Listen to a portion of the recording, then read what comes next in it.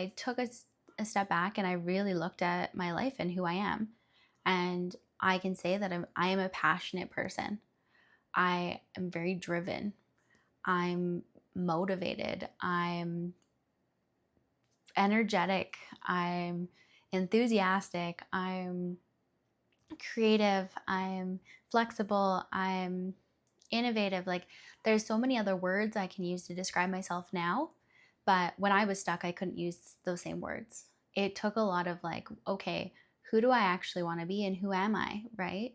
And sometimes our starting point really is we think about what our friends or family members have said or other people in our life, and then we start to like look at that and go, oh yeah, you're right, that is something.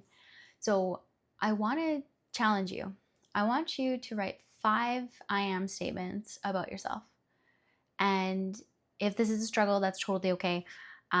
Sometimes something that helps is having a list of character strengths that you have. So, for example, some of my top strengths when I took a random online test was like creativity, empathy, perspective as well, so wisdom. So, there's a lot of different ways that you can find out the answers of who you are, whether it's through yourself or if you need that extra help, go and find some type of resource that's like, what are character strengths? Oh, right, that is one that I would use to describe myself. So I want you to do that because the more that we can actually think about the things that we're good at, and the more that we can use those things on a daily basis, the better we're going to feel, the more authentic we're being, and the more joy it brings to your life. You feel so much more fulfilled when you do something that you're good at or that's a part of who you are. So I'm going to give you an example. I went into mental wellness and making sure now I love helping women and empowering women. So I decided to use one of my biggest strengths, which is empathy and creativity. And if I had chosen a different path where I didn't use my strengths as much every single day, and I'm going to use being a mathematician. I don't even actually know exactly what a mathematician would do for actual work besides math. But if I was going to use math every single day, and that was my 8 hour job, 9 to 5, I would be miserable. Working in a bank, be miserable. Working in anything finance, I'd be miserable because I don't care about math and I don't care about numbers. But for other people, that is their jam and that is what they love. So I chose a long time ago that one of my biggest strengths is my empathy.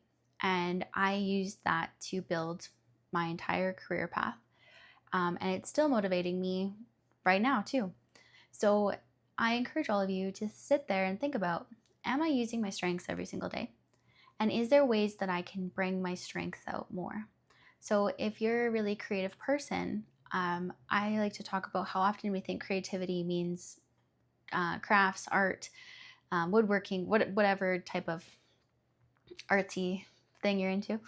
Um, but something that really helped me was I use my creativity in the way I think every single day.